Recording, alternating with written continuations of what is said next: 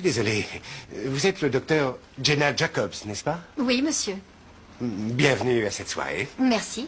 Le redoutable impact des ondes radio et de la façon dont ces discussions se répercutent ensemble sur nos débats nationaux, mais aussi manifestement sur...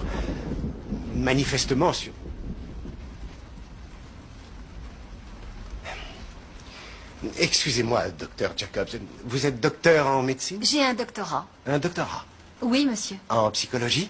Non, monsieur. En théologie? Non. En sciences sociales? J'ai un doctorat en littérature anglaise. Je vous demande ça parce qu'à la radio, on vous appelle pour avoir des conseils et comme dans votre émission, on vous appelle docteur Jacobs, j'étais en train de me demander si vos auditeurs s'y retrouvent et s'ils ne croient pas que vous avez fait des études supérieures en psychologie, en théologie ou en médecine. Je suis persuadée qu'ils s'y retrouvent, monsieur. Bien, j'adore votre émission.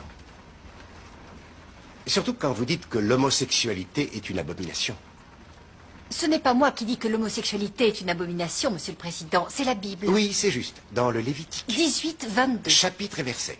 Cela dit, puisque vous êtes là, j'aimerais vous poser quelques questions. Je souhaiterais vendre ma fille cadette en esclavage ainsi que je suis autorisé dans le chapitre 21, verset 7 de l'Exode. Elle est en 2e année de fac, parle l'italien et débarrassait tous les jours la table quand c'était son tour. D'après vous, combien je pourrais en demander? Et pendant qu'on y est, puis-je vous poser une autre question? Mon secrétaire général, Léo McGarry, insiste pour travailler pendant le Shabbat. Dans l'Exode, chapitre 35, verset 2, il est dit qu'il doit être mis à mort. Alors dites-moi, suis-je moralement obligé de le tuer moi-même ou puis-je le livrer à la police? Encore une question vraiment importante. Parce qu'il y a beaucoup de mordus de sport dans cette ville. Toucher la peau d'un porc mort rend impur. Chapitre 11, verset 7 du Lévitique. S'ils promettent de porter des gants, est-ce que les Redskins peuvent continuer à jouer au football? Et l'équipe de Notre-Dame? Et celle de West Point? Tous les habitants de cette ville doivent-ils d'un commun accord lapider mon frère John pour avoir semé différentes semences dans le même champ?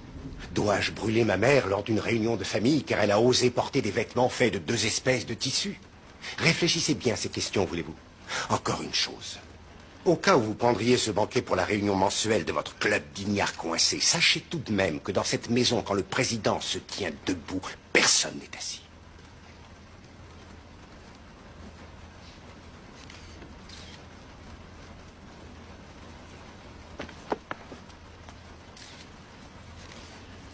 Toby?